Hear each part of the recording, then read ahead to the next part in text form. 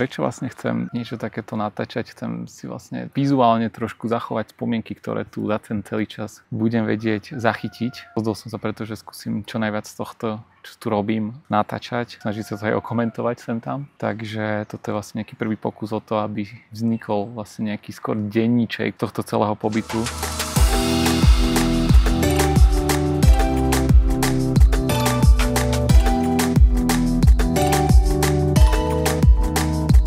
Do Kene som sa vlastne vydal v pondelok.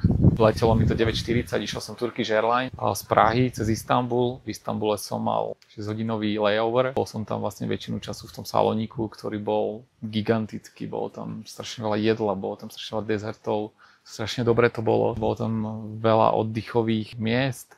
Takže naozaj ten čas tam vlastne rýchlo zbehol a človek tam celkom oddychol. Bolo tam dokonca aj terasa, ktorú nie každý salónik má, takže bolo fajn sa aj vyvetrať trošku v Istanbule. A potom som vlastne už išiel na lietadlo smer Kenia, konkrétne Nairobi, ktoré vlastne priletelo celé za 7 hodín. Po prilete do Keni, čo bolo asi 2 hodiny 30 minút, v noci sme ešte chvíľku strávili na passport kontrole a kým som vlastne si vyzdvihol batožinu, ktorá tam stále nechodila. Čakal som tam asi 20 až 30 minút a už som naozaj myslel, že niekde skončila na inom kontinente. Našťastie sa potom objavila, takže som nemusel nič už riešiť. No a chcel som si vlastne ešte vybaviť SIM kartu priamo v Nairobi na letisku.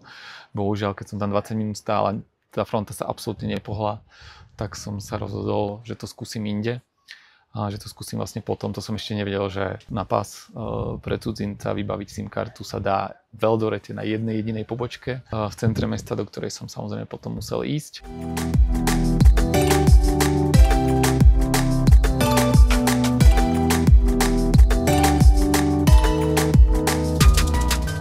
Vlastne keď som dorazil na ubytko, tak ma strašne milo privítali, hneď mi dali raňajky, čo som vlastne už úplne nečakal, že ešte mi dajú raňajky. Takže to bolo strašne fajn.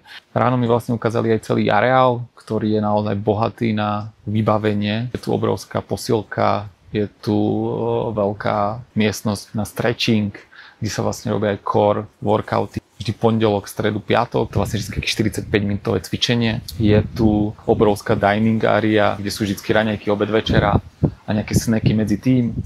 Je tu obrovská lounge area, kde sa dá len tak sedieť, prípadne pracovať, oddychovať. Je tu vlastne tento krásny bazén, ako vidíte za mnou, ktorý je trošku ľadový, ale myslím si, že to je len dobré.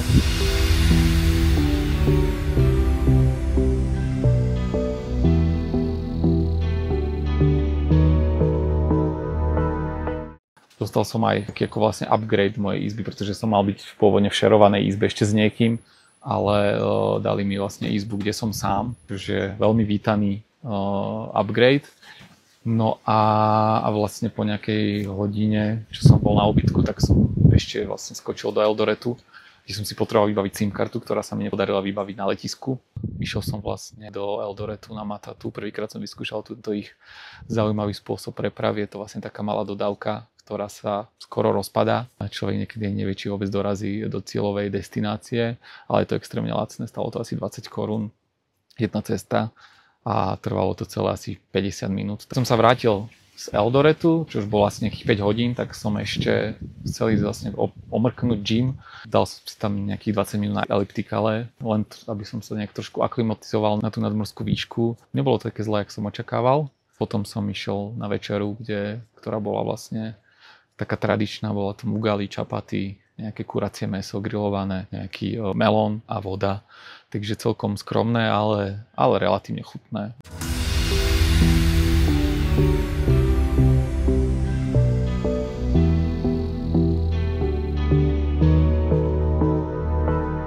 Dneska ma čaká prvý beh v Keni vo vysokej nadmorskej výške. Som veľmi zvedavý, ako to bude moje srdce zvládať. Chcel by som si dať dneska 8 km veľmi pomalým tempom.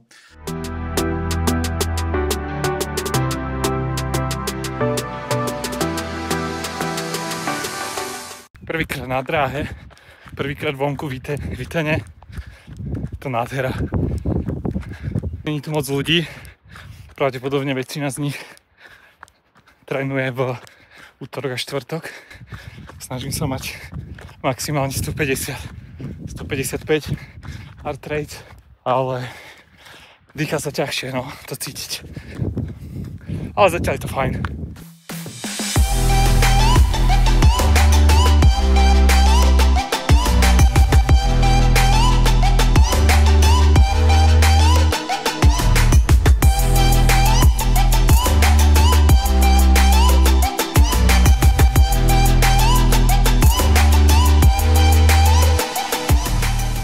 Prvý beh tu bol strašne fajn.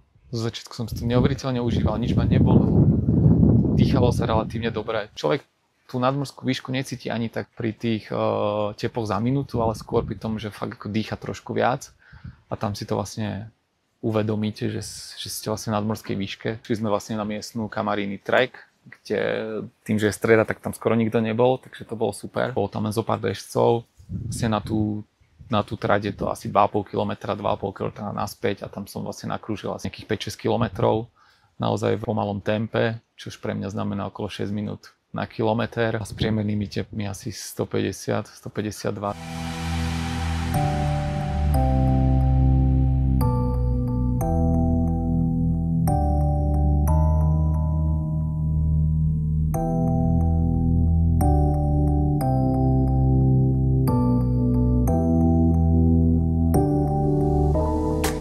Dnes v rámci Easy Runu som sa išiel pozrieť na Kerrioviu, čo je vlastne miesto, odkiaľ môžete vidieť celé údolie, ktoré sa týči pod Itenom a z ktorého sa vlastne vždycky musí výjsť až sem hore.